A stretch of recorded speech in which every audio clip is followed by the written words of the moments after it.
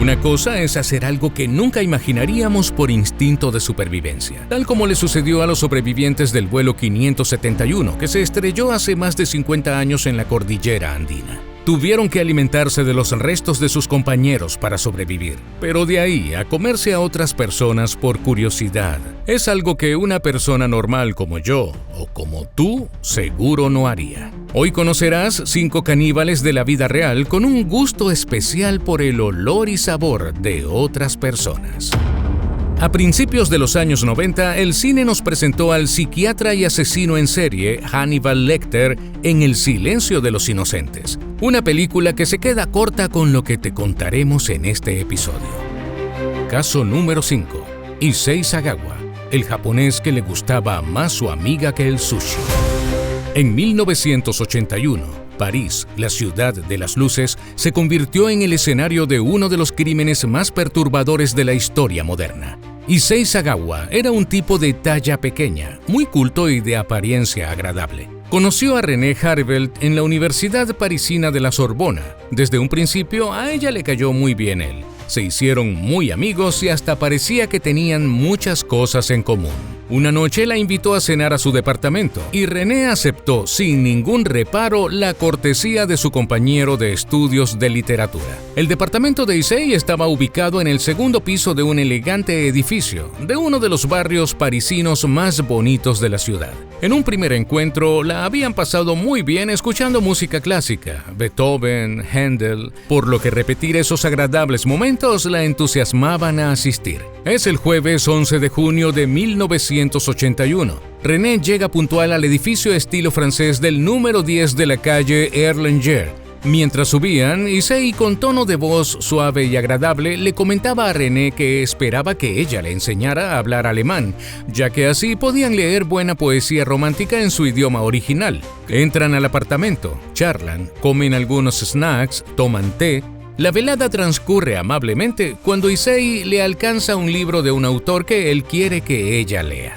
René comienza su lectura de poemas en voz alta. Está concentrada, sentada en una silla frente al escritorio, de espaldas a Issei. Mientras ella modula, él, sigilosamente, saca el rifle calibre 22 que tiene preparado y apunta justo al centro de la castaña cabellera de René, donde calcula está su nuca. Un sonoro disparo mortal acaba con la lectura poética y la vida de René. Su principal objetivo está servido: comer a su compañera de estudios. Pone una toalla bajo su cabeza, se dispone a morder las partes más carnosas de su víctima para luego tragarlas. Él engulle a su presa durante 2 días y pone parte de sus restos en la heladera. Lo que no piensa comer lo coloca dentro de 2 valijas. Un día decide deshacerse de ellas. Debido al peso las arrastra como puede y toma un taxi. El conductor lo ayuda a cargarlas hasta el maletero y en broma le pregunta si no llevará allí algún muerto. Issei se ríe y le indica que conduzca hacia el cercano parque parisino Bois de Boulogne. Una pareja que hacía ejercicio en el parque ese sábado 13 de junio vio a un hombre bajito salir de un taxi y arrastrar con dificultad su equipaje. Cuando llega al lago, el hombrecito empuja los 2 bultos hasta el borde del agua. Al alejarse Issei, el hombre y la mujer se acercan a mirar. Una de las valijas está entreabierta y por la endija emerge uno de los brazos de la mujer. Aterrados llaman a la policía. El lunes 15 de junio, 6 oficiales franceses tocaron el timbre del apartamento de Sagawa. El tranquilo estudiante en sus 30 les abrió la puerta y los saludó con voz muy calmada. Les dijo su nombre y en ningún momento se opuso a ser detenido. Arrestado por las autoridades francesas, Sagawa fue declarado legalmente loco y no apto para ser juzgado. Fue deportado a Japón, donde, debido a tecnicismos legales, quedó en libertad. Lo más sorprendente es que, lejos de esconderse, Sagawa aprovechó la notoriedad del caso para convertirse en una figura mediática, escribiendo libros y apareciendo en programas de televisión. Caso número 4. Dorángel Vargas, el Hannibal Lecter venezolano. Lo hice por necesidad. Así declaró ante los medios el hombre barbudo que durante 2 años se había alimentado de los cuerpos trozados de una decena de personas, a razón de 2 por semana. A poco tiempo de haber sido detenido, Dorángel Vargas, un indigente que solía dormir debajo de un puente cerca del río Torbes en el pueblo de Táriba, en el estado andino de Táchira, Venezuela, respondió las preguntas de una reportera que quería saber los motivos de su detención. La prensa venezolana ya le había dado el apodo de El Comegente.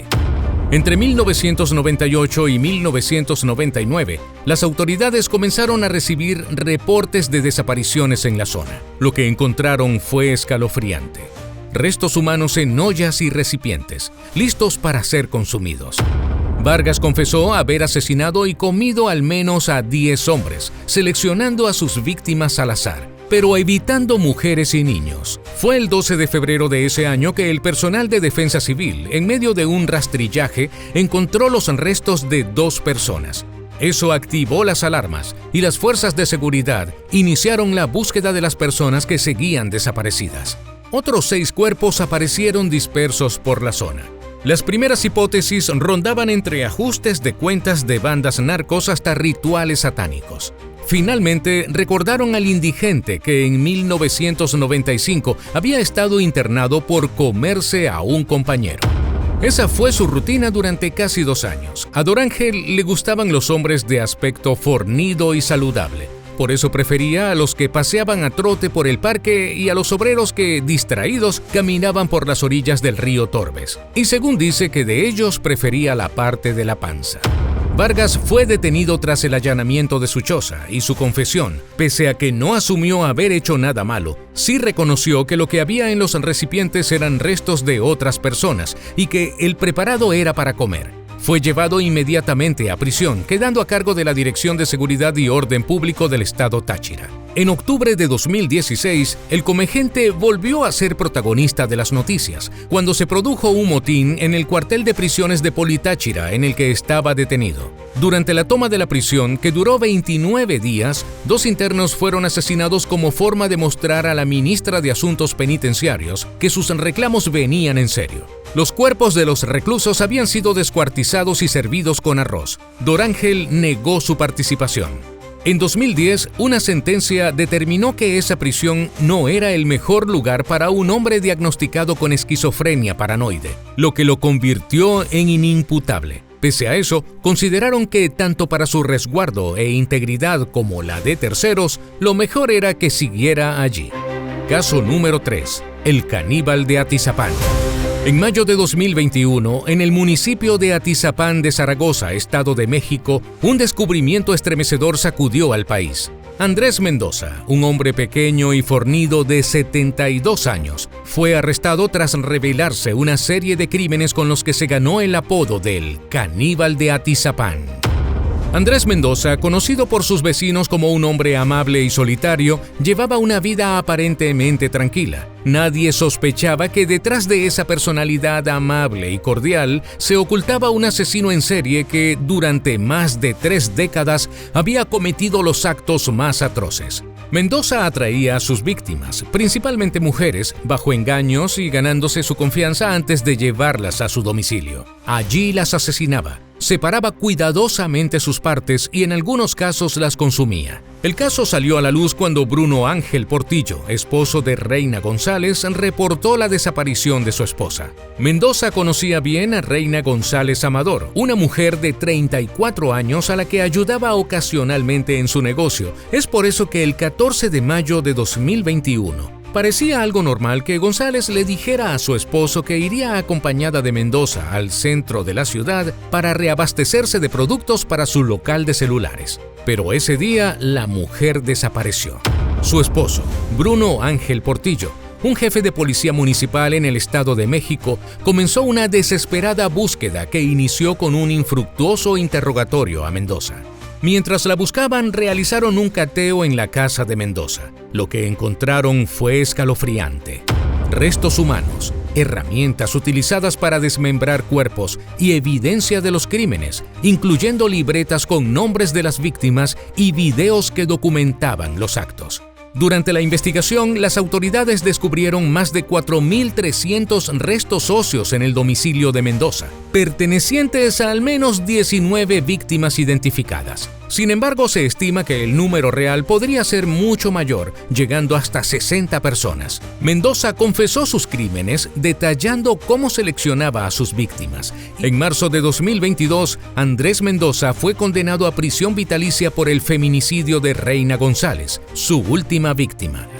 Caso número 2. El caníbal de Rotemburgo.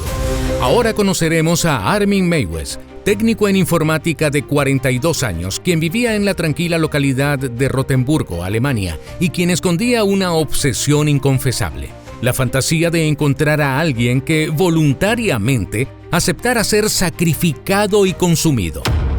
Cada noche, en el aislamiento y soledad de su hogar, recorría foros de internet donde buscaba una respuesta a su insólita propuesta. Finalmente la encontró en un anuncio que él mismo publicó, en la que solicitó un hombre joven de buen físico dispuesto a ser comido. Fue en ese inframundo digital donde Bernd Brandes, un ingeniero berlinés de 43 años, se encontró con la solicitud de Meiwes. Brandes aceptó una propuesta que parecía imposible: sacrificar su propia vida en un acto de consumación final. Una tarde de marzo de 2001, Brandes subió a un tren rumbo al encuentro con Meiwes. Cuando Brandes llegó, la tensión entre ellos era tangible. Ambos, dispuestos a cumplir un pacto, rompieron el hielo compartiendo un momento íntimo a través de un acto sexual. Y después de ingerir 20 pastillas para dormir y un trago fuerte de licor, Brandes permaneció consciente lo suficiente como para ser testigo de su propio sacrificio. En la cocina de aquella casa de madera oscura, los dos llevaron a cabo el ritual. Meiwes mutiló a Brandes en el acto que ambos habían acordado, cocinando una parte del cuerpo y compartiendo luego aquel primer bocado. Brandes agonizaba y tuvo que sumergirse en una bañera para detener la hemorragia, mientras Armin le leía una novela de ciencia ficción en la habitación contigua. Cuando Brandes comenzó a perder el conocimiento, Meiwes, siguiendo su guión, se aproximó con un cuchillo de cocina y lo apuñaló en el cuello. Troceó el cuerpo, guardando cada porción en el congelador al lado de una pizza. Durante semanas, en cenas solitarias, descongelaba las partes y las freía con aceite de oliva y ajo, como si preparara un festín cotidiano. Decoraba la mesa con velas, sacaba su mejor vajilla y se servía una copa de vino sudafricano. La desaparición de Brandes no pasó desapercibida. Sus colegas notaron su ausencia, pero fue la publicación de un estudiante en Austria en un foro de internet lo que condujo a la policía hacia la propiedad de Meiwes. Para entonces, él ya había consumido más de 20 kilos de la carne de su víctima. Durante su detención, el acusado confesó con una calma escalofriante que desde niño, al verse solo, imaginaba poder conservar a alguien querido consumiéndolo físicamente. El juicio fue un espectáculo macabro que atrapó a la nación alemana y al mundo entero. Meiwes relató ante el tribunal cada detalle con precisión y sin muestras de remordimiento. Confesó que para él, el acto de consumir a Brandes era una forma de unión absoluta, una comunión física y espiritual. Pero la defensa argumentó algo que nunca antes se había escuchado en un tribunal alemán: que Brandes había dado su consentimiento, que se trataba de un homicidio a petición. Según la ley alemana, esto lo haría culpable de un crimen menor, lo que acarrearía una pena de solo 5 años de prisión. Los fiscales, sin embargo, argumentaban que el consentimiento de Brandes no eliminaba el carácter sádico y sexual del asesinato. Meiwes había filmado todo el proceso y el video presentado en una sala cerrada mostraba claramente la tortura y las mutilaciones.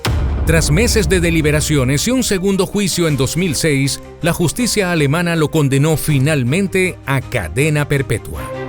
Caso número 1. Instinto caníbal.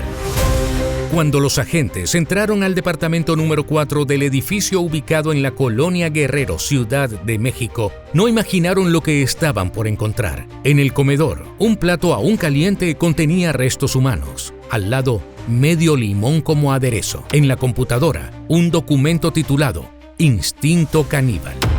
Aquel 8 de octubre de 2007, México conocía a José Luis Calva Cepeda, un hombre que se hacía llamar escritor, pero cuyas letras estaban escritas en hojas de papel oscuras. José Luis conocía a sus víctimas en bares, sitios de citas o por contactos casuales. Su perfil no era el del agresor impulsivo, sino el del hombre que planeaba cuidadosamente cada encuentro.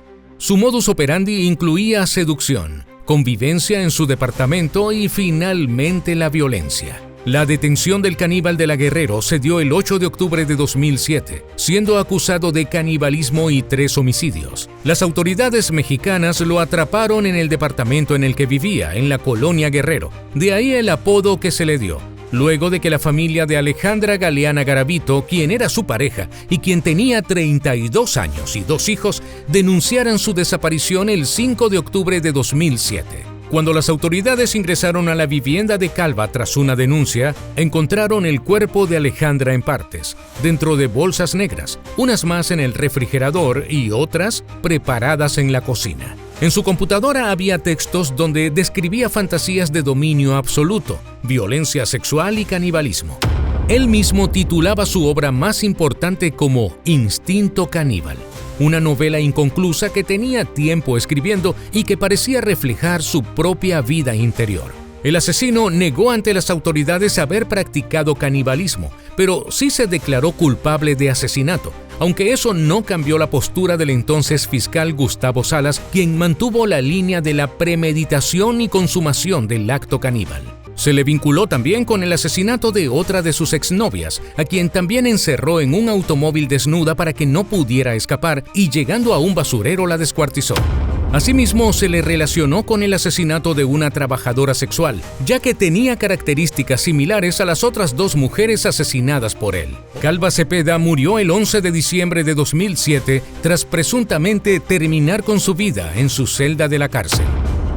Gracias por apoyar este canal viendo los videos, comentando y dando like. Suscríbete y activa las notificaciones para seguir explorando juntos casos como este. Hasta el próximo episodio.